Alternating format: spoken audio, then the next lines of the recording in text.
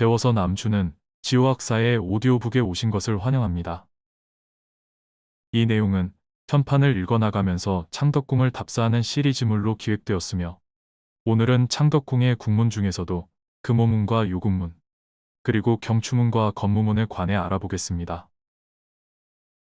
쇠호랑이를 뜻하는 금오문은 창덕궁의 서쪽 담장에 있는 문으로 도나문으로부터는 북쪽으로 궁궐 담장을 따라서 약 70m 지점입니다. 이 문으로는 조정의 모든 신하들이 출입했는데 왜냐하면 규장각, 옥당, 내의원 등 권례각사와 가장 가까웠기 때문입니다. 그런데 금오라는 두 글자는 모두 서쪽을 뜻하고 있습니다. 먼저 쇠금자는 오행을 방위별로 배치했을 때 서쪽에 해당합니다. 그리고 호랑이를 뜻하는 호자 역시 사방을 수호하는 사신 중에서 서쪽의 수호신을 뜻합니다. 한편 빛나는 금빛이라는 뜻의 요금문은 금오문과 마찬가지로 금이라는 글자가 서쪽이라는 방향성을 나타내고 있습니다.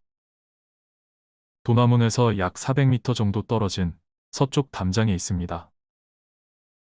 그런데 요금문이라는 한자가 어쩐지 눈에 많이 익은 듯해서 글자의 순서를 약간 바꿔보았더니 금요일에서 본 글자임을 금방 알 수 있습니다.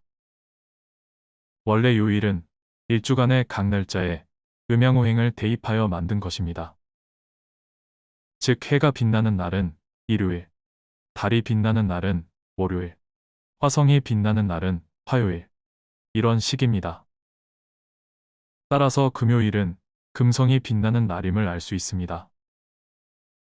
한편 이 요금문은 인연왕후와 관련이 있는 문입니다. 장희빈 때문에 중전 자리에서 쫓겨날 때도 그리고 다시 중전 자리로 돌아올 때도 이 문을 거쳤음이 실록에 기록되어 있습니다. 가을 햇볕이라는 뜻의 경추문은 창덕궁 서쪽 담장에 있는 문으로서 금오문과 요금문 사이에 있습니다. 도나문으로부터는 약 250m 정도 떨어진 곳에 있으며 편판은 없습니다. 궁궐 밖에서 보았을 때 이 문으로부터 북쪽으로 한국불교미술박물관 앞까지 약 100m가량 주차 공간이 시작됩니다.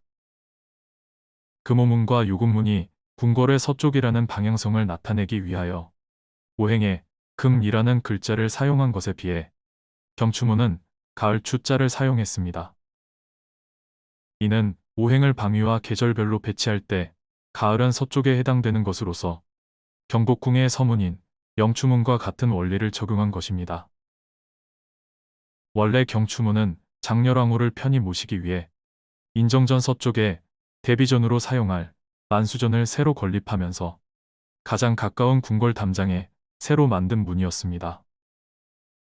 그러나 30년 뒤 만수전이 화재로 소실되었고 이후 복원되지 못하자 경추문의 역할도 없어지게 되었습니다.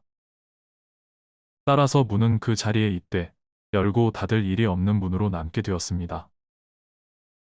우리 역사에서는 경추문이 매우 중요한 사건의 배경으로 등장한 적이 있었는데 바로 정조 암살 미수 사건입니다.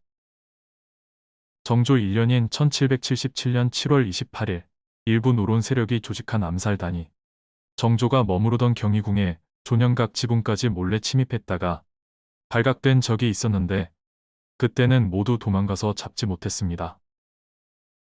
당시 안위가 걱정된 정조는 처소를 경희궁에서 창덕궁으로 옮겼는데 암살단은 대담하게도 또다시 8월 11일 창덕궁의 경추문 북쪽 담장을 넘다가 경추문 수포군들에게 체포되어 일망타진된 사건입니다. 창덕궁의 북쪽 담장에 딸린 평대문 형식을 취한 건무문의 뜻은 현무의 기운을 세우다로 해석할 수 있는데 북쪽의 수호신인 현무라는 이름에서 알 수 있듯이 방향성을 나타내고 있습니다. 이는 경복궁의 신무문, 계무문, 광무문, 창무문, 무청문이 모두 북쪽의 문인 것과 마찬가지 원리입니다. 다른 궁궐 문과는 달리 현판이 안쪽으로 걸려 있는데 실은 되어 있지 않은 상태입니다. 이 문은 아쉽게도 현재 출입통제구역 내에 있으므로 일반인이 현판을 직접 볼 수는 없습니다. 이 문 밖으로는 성균관대학교 운동장과 금잔디 광장이 펼쳐져 있습니다. 오늘은 여기까지입니다. 지금까지 배워서 남주는 지우학사였습니다.